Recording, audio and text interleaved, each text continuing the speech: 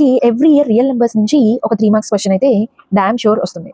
అందులో మనకి most important వచ్చి ప్రూవ్ దట్ √3 కానీ √5 కానీ √7 కానీ ఇర్రేషనల్ నెంబర్ అని ప్రూవ్ చేయమని ఇస్తారు.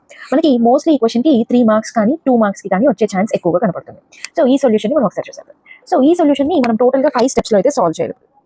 ఫస్ట్ స్టెప్ ఏంటి అని అంటే ఇక్కడ మనకి ఇర్రేషనల్ నెంబర్ అని ప్రూవ్ చేయమన్నారు. సో దీనికి కాంట్రడిక్షన్ గా అంటే ఆపోజిట్ గా మనం √3 అనేది ఒక రేషనల్ నెంబర్ గా తీసుకుంటాం. రేషనల్ నెంబర్ అంటే ఏంటి? ఏదైనా ఒక నెంబర్ ని a/b కానీ b/q ఇక్కడ మనం ఏ ఇంటీజర్ అనేది తీసుకోవచ్చు. అంటే ఫ్రాక్షనల్ ఫామ్ లో మనం ఏ ఇంటీజర్ అయితే రాయగలుగుతామో దాన్ని మనం రేషనల్ నెంబర్ అని అంటాం. ఇక్కడ √3 ని మనం రేషనల్ నెంబర్ అని అనుకుంటాం.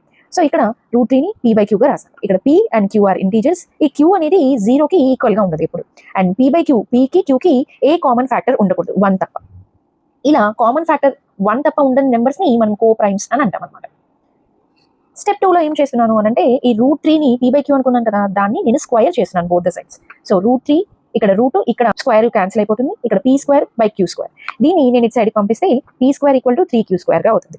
సో స్టెప్ 2 లో నేను స్క్వేరింగ్ ఆన్ బోత్ సైడ్స్ చేసేసాను. ఇప్పుడు స్టెప్ 3 చూసుకుంటే సో ఏదైతే p² = 3q² ఉంది కదా, సో అంటే ఇక్కడ p² అనేది 3తో డివిజిబుల్ అవుతుంది అని అర్థం. ఏం చేయొచ్చు? ఈ 3 ఏదైతే ఇక్కడ మల్టిప్లై చేస్తుందో లెఫ్ట్ సైడ్ కి తీసుకొస్తే అది మనకి డివైడ్ చేస్తుంది. ఆ ఈక్వేషన్ నేను ఇక్కడ రాసాను. నెక్స్ట్ 3 అనేది ఒక ప్రైమ్ నెంబర్. సో ఎప్పుడైతే p² అనేది 3తో డివైడ్ అయిందంటే ఖచ్చితంగా p అనేది కూడా 3తో డివైడ్ అవుతుంది. సో ఇక్కడ నేను p అనేది k అనే ఒక ఇంటీజర్ గా అనుకుంటున్నాను, 3k గా. నెక్స్ట్ ఏదైతే ఈ p అనేది ఒక 3k ఎక్కడైతే ఇంటీజర్ గా అనుకుంటున్నానో దాని స్టెప్ 2 లో ఏదైతే సొల్యూషన్ వచ్చిందో దాంట్లో సబ్స్టిట్యూట్ చేయబోతున్నాను. సో p అంటే 3k, so p² 3k², 3q², 9k² = 3q².